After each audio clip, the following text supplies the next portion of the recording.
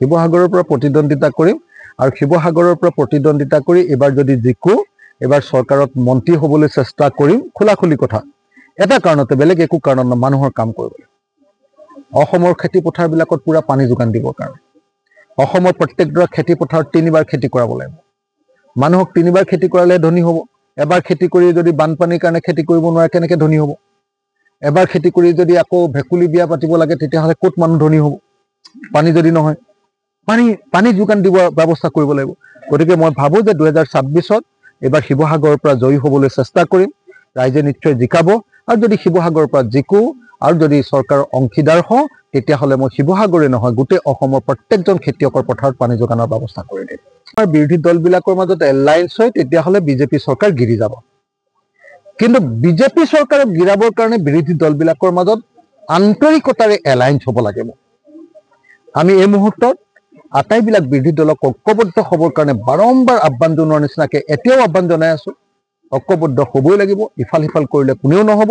সকলোৱে মিলি 2026ত আমি বিজেপিক বিদায় দিব লাগিব।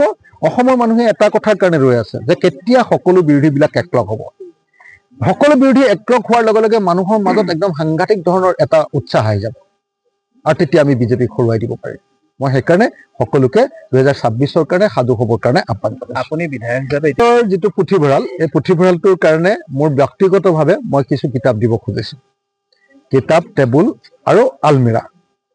তো যাতে এইখন গাঁৱৰ যিমানবিলাক নতুন ল'ৰা ছোৱালী ওলাই আহিব সিহঁতি যাতে সাধু কথাখন পঢ়িবলৈ পায়, গল্পৰ কিতাপখন পঢ়িবলৈ পায়, কবিতাৰ কিতাপ এখন পঢ়িবলৈ পায়, ইংৰাজী সাহিত্যৰ দুখন এখন কিতাপ যাতে পঢ়িবলৈ পায়, অনুবাদ সাহিত্যবিলাক যাতে পঢ়িবলৈ পায়, ডক্টৰ হীৰেণ গোহাঁই ছাৰৰ নিচিনা বিদগ্ধ পণ্ডিতবিলাকৰ লেখাবিলাক যাতে পঢ়িবলৈ পায়, তাৰ কাৰণে মই এইখন গাঁৱত যথেষ্ট পৰিমাণে কিতাপ, কেইটামান আলমাৰী আৰু চকী টেবুল আৰু লগতে খেলৰ সামগ্ৰী, কেৰম, চেছ এনেকুৱা ধৰণৰ খেলৰ সামগ্ৰী, ফুটবল, ভলীবল এনেকুৱা ধৰণৰ সামগ্ৰী দিবৰ কাৰণে সিদ্ধান্ত লৈছোঁ।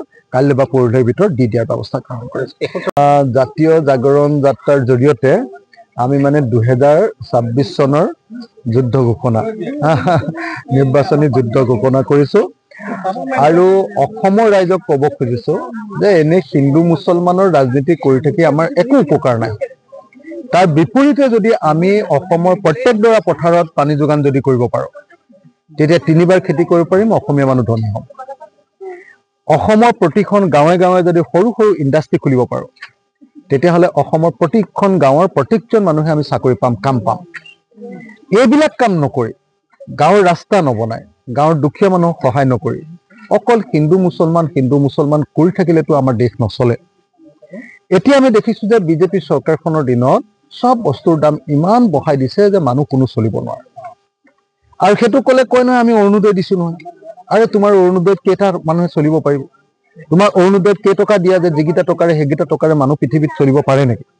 গতিকে এনেকুৱা পৰিস্থিতিত আমি অসমখনক নতুনকৈ গঢ়িবৰ কাৰণে এটা নতুন ৰাজনৈতিক যাত্ৰা আৰম্ভ কৰিছোঁ, যাৰ নাম দিছোঁ জাতীয় জাগৰণ যাত্ৰা। যি জাতীয় জাগৰণ যাত্ৰাৰ জৰিয়তে আমি কৈছোঁ যে এজন বিদেশীক বিচাৰি উলিয়াই আমি অসমৰ পৰা খেদিম। কেনেকৈ খেদিম? তাৰ কাৰণে NRC-খন কমপ্লিট কৰিম। NRC-ত নাম থকা মানুহবিলাকে আইডেণ্টিটি কাৰ্ড পাব।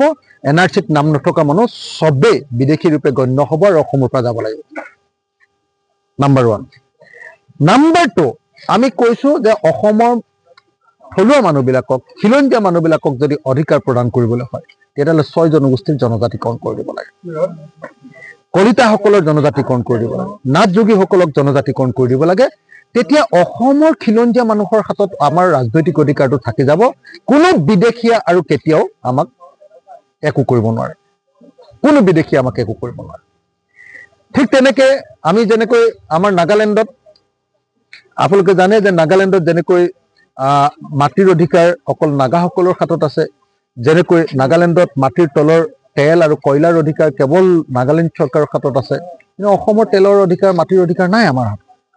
এই অধিকাৰ আমি আমাৰ হাতলৈ আনিব লাগে।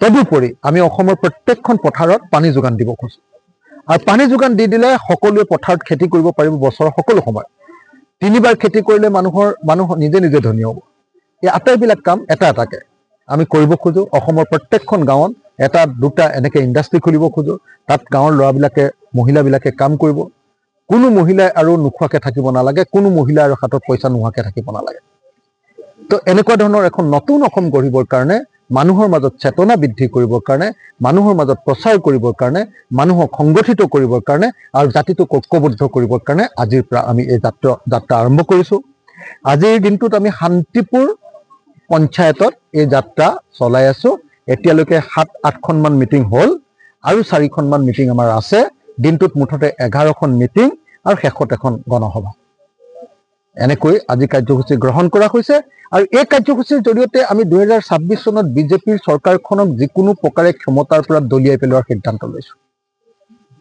ইতিমধ্যে 26ৰ পুঁজি পুথিভঁৰালৰ কাৰণে পুঁজি নিদিয়ে এখন চৰকাৰে মদৰ লাইচেন্স দিয়ে এখন চৰকাৰে গাঁৱে গাঁৱে মদৰ দোকান দিয়ে কিন্তু লাইব্ৰেৰীৰ কাৰণে পইচা নিদিয়ে কিতাপ নিদিয়ে সেইকাৰণে মই এখন চৰকাৰক আহ্বান জনাম যে অসমত হাজাৰ হাজাৰ এনেকুৱা গ্ৰাম্য লাইব্ৰেৰী আছে নামঘৰৰ লগত গাঁওখনৰ ক্লাবটোৰ লগত লাইব্ৰেৰী আছে